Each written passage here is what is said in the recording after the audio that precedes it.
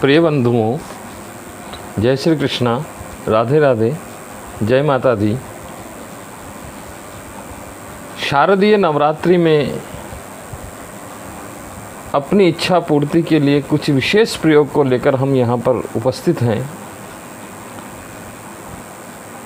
विशेष प्रयोगों को बताने से पहले आपसे मेरा करबद्ध निवेदन है कि कृपया करके हमारे चैनल को सब्सक्राइब करें, लाइक करें, कमेंट्स करें और शेयर करें। आपका बहुत बहुत धन्यवाद होगा। प्रिय मित्रों, मंत्र शक्ति एवं मंत्र साधनाओं का उपयोग करने के लिए नवरात्रि काल से उत्तम अवसर हो नहीं सकता।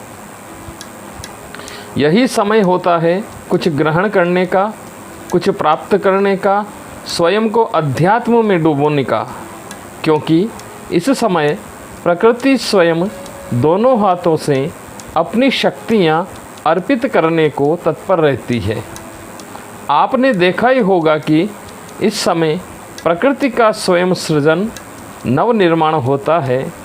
इन नवरात्रियों में फिर एक बार शक्ति की पूजा अर्चना कर हम अपनी मनोकामना पूर्ण करें या शत्रुहारिणी देवी की उपासना कर शत्रुओं पर विजय प्राप्त करें या उस शक्ति रूपा नारायणी से पुत्र पौत्र की इच्छाओं को पूरा कर मोक्ष की कामना करें। आइए इस गुप्त नवरात्रि पर, इस मंगलमय नवरात्रि पर हम अपनी मुरादों की झोली भर ही लें। वास्तव में अपने जीवन में सफलता प्राप्त करना चाहते हैं तो ये प्रयोग जरूर आपके लिए सफलता के शिखर तक पहुंचने के पायदान सिद्ध होंगे।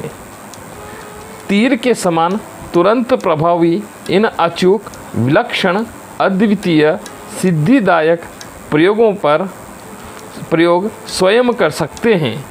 इनका प्रभाव महसूस कर सकते हैं। ध्यान रहे कि कोई त्रुटि हो जाने पर भी इन प्रयोगों का कोई विपरीत प्रभाव नहीं होगा।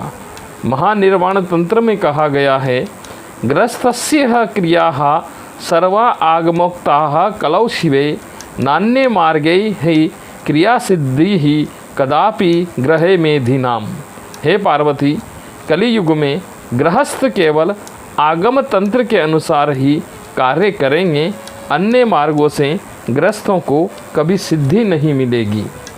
प्रिय बंधुओं, इन अचूक प्रयोगों की श्रृंखला में आइए सबसे पहले हम बात करते हैं व्यापार वृद्धि और आर्थिक उन्नति के लिए घंटाकर्ण साधना की। भारतीय तंत्र साहित्य में घंटाकर्ण का स्थान विशेष है, क्योंकि ये देवताओं के प्रधान सेनापति कार्तिकेय के तृतीय सहायक सेनापति थे। घंटाकर्ण साधना व्यापार वृद्धि व आर्थिक उन्नति के लिए सर्वश्रेष्ठ है, ऋण मुक्ति के लिए सर्वश्रेष्ठ है। घंटाकर्ण साधना विधि किस प्रकार से हो? नवरात्रि में सर्वप्रथम साधक नवरात्रि में किसी भी दिन से इसे शुरू कर सकता है। साधक को सफ़ेद वस्त्र व सफ़ेद अंग वस्त्र का उपयोग करना चाहिए। यदि साधक स्त्री वर्ग से हैं तो वो लाल रंग का प्रयोग कर सकता है। लाल रंग के वस्त्र उसे धारण करने हैं। अब सर्वप्रथम साधक अपने सामने एक बाजोट पर लाल वस्त्र बिछाकर उसके ऊपर काले उड़द की ढेरी करे और घंटाकर्ण यंत्र की स्थापना करें। वहीं गोमती चक्र को भी स्थापित करें। अब कुमकुम चावल से पूजा करें, अष्टगंध अर्पित करें, पुष्प चढ़ाए माँ के लिए। अब अपने हाथ में जल लेकर संकल्प करते हुए अपनी मनोकामना को दोहराए।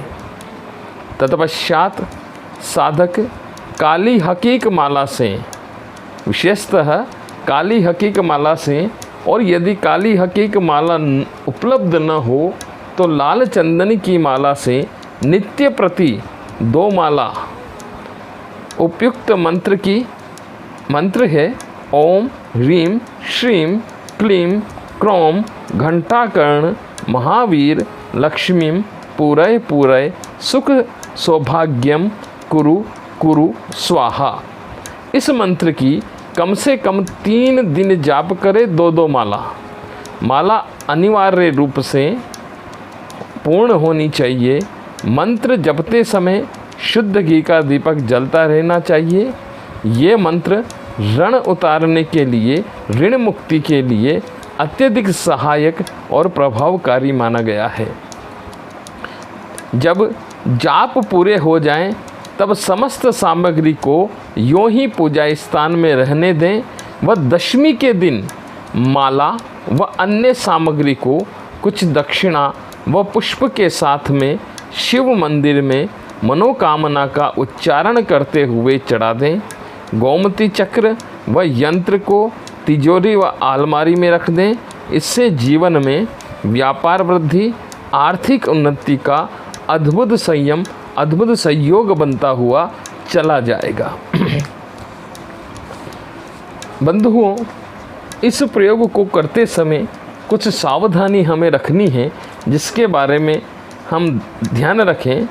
वस्त्र कैसे हों? पुरुष साधक है तो उसके लिए सफ़ेद वस्त्र, और स्त्री साधक है तो उसके लिए लाल वस्त्र अनिवार्य है। आसन लाल होना चाहिए, ऊन का आसन लाल होना चाहिए। प्रतिदिन जप संख्या माला की है 2 माला प्रतिदिन जप संख्या है माला की 3 दिन के लिए। साधक की दिशा कौन सी है? साधक उत्तर मुखी होकर अपनी साधना करे।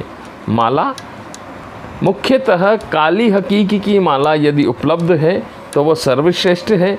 यदि काली हकीकी की माला उपलब्ध नहीं है तो लाल चंदन की माला से भी इस प्रयोग को किया जा सकता है।